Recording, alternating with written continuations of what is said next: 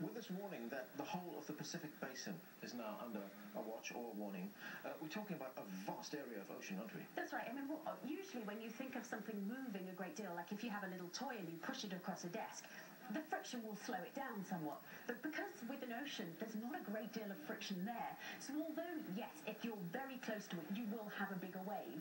Even if you're a very long way away, you can still have a very significant wave. When we had the tsunami of 2007 in Indonesia, that created a wave that went all the way across towards Sri Lanka, then it hit Sri Lanka, then it went across towards Kenya. Even Kenya saw that. So yeah, they can travel vast distances.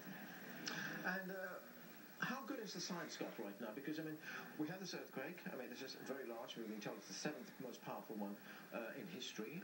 And we're expecting another powerful earthquake. So, in terms of predicting what's going to happen, how good is it? Not so good, to be honest.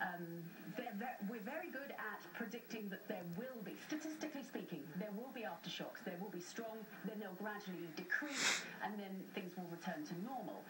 But we still didn't know that this earthquake was going to be this strong. We didn't know that it was happening. Even on Wednesday, when we saw quite a lot of seismic activity in this area, we didn't know that those were pre-shocks until now we've got this massive 8.9 earthquake. We can look back and say, that's what those were. They were just pre-shocks. But we had no way of knowing that until this one hit.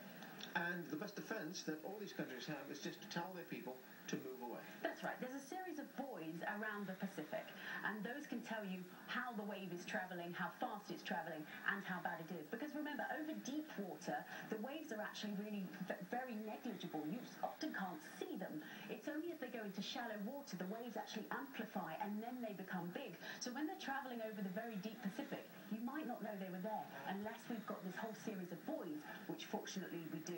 So we can now give a lot more warning than we could in the past. Okay, Steph, thank you very much for that.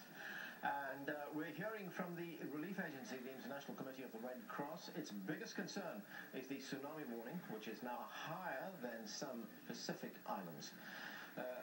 Jose Borrero is a tsunami scientist in New Zealand. He said the whole Pacific Rim is under a tsunami watch.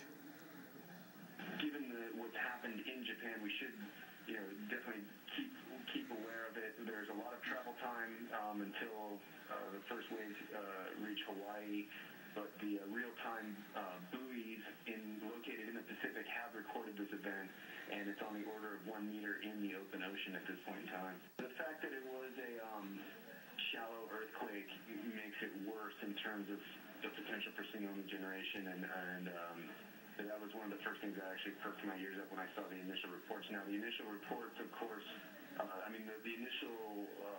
I hope there's not someone in that semi-truck. Not very well constrained. The information that comes out in the first few hours after the event until more data is processed. But the fact that the initial estimates put it so shallow is a cause for concern.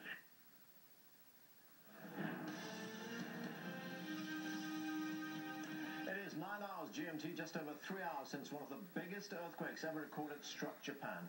Tsunami waves have crashed ashore, sweeping away everything in their path on Honshu Island. 8 people have been confirmed dead so far. The fear is many more have died in this disaster. Boats were sent crashing under a bridge and cars were swept away too across northeast Japan. Out at sea, tsunami waves lined up to crash ashore with devastating results.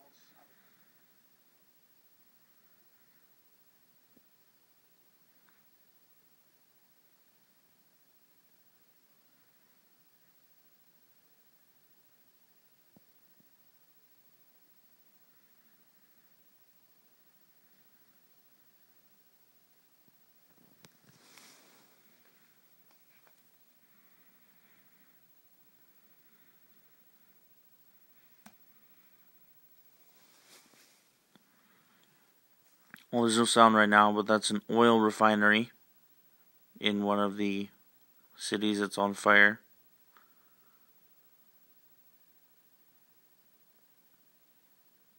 That looks like the airport. I'm not sure where in Japan. That's one of the newsrooms experiencing the earthquake.